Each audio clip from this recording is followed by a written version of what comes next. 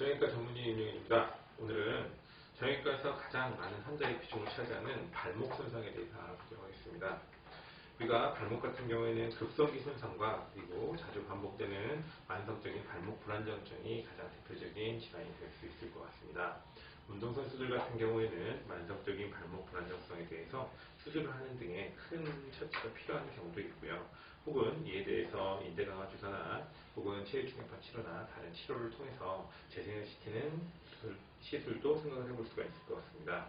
먼저 환자가 급성기에 다쳐서 왔을 때 가장 많이 다치는 부분은 발목의 바깥쪽입니다.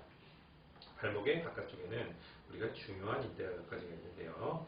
우리가 비골과 거골을 연결하는 라인인데, 그리고 이 비골과 종골을 연결하는 인대, 그리고 뒤쪽에 있는 비골과 거골을 연결하는 인대가 있을 수 있습니다. 각각의 이 세 가지 구조물을 우리가 복합차라고 부르며, 이 복합체 중에 하나가 손상이 되었을 때는 만성적인 발목의 불안정성이 생기게 됩니다. 급성기 손상에서 우리가 엑스레이를 많이 찍어보게 되는데요. 많은 환자분들이 왜 이렇게 엑스레이를 많이 찍지? 혹은 이 엑스레이가 정말 나한테 꼭 필요한 건지에 대해서 항상 의문점이 있으실 텐데요. 발목의 바깥쪽에서 우리가 5cm에서 7cm 정도, 즉 외가의 인근에서 통증이 있고 부어있고 걷기가 힘든 경우에 우리가 흔히 엑스레이를 찍는다고 생각하면 되고요. 그리고 오타와 룰이라고 해서 5발자국 혹은 3발자국으로 걷지 못할 때 찍는다고 하는데, 최근에는 초음파가 발달을 하고 혹은 MRI가 발달하면서 미세한 골절 같은 경우를 발견하는 경우가 많습니다.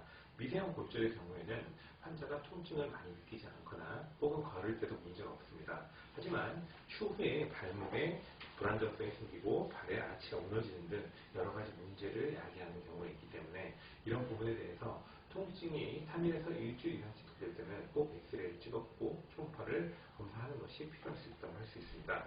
우리가 처음에 영상 검사를 할 때 엑스레이는 가장 기본적인 검사로, 엑스레이에서 골절이 발견되었을 때는 그 부분에 대해서 수술을 할지 하지 않을지에 대한 결정을 하는 것이고, CT 같은 경우에는 수술을 할 때 우리가 그 부분에 대해서 계획을 세우기 위해서 하는 겁니다.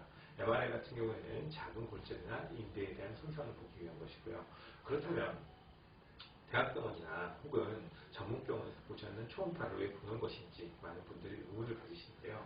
초음파 같은 경우에는 MRI와 비교해서 인대 손상에 대한 정확도를 볼 때는 98에서 99% 이상으로 보고, 그리고 이 움직임을 만들어가면서 발목의 움직임에 따른 인대 손상이나 혹은 작은 견열 골절이나 이런 부분에 대해서 확인을 할 때 오히려 MRI보다 더 높은 진단율을 확인할 수가 있습니다.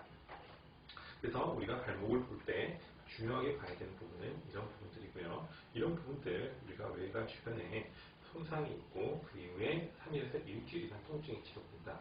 이럴 때는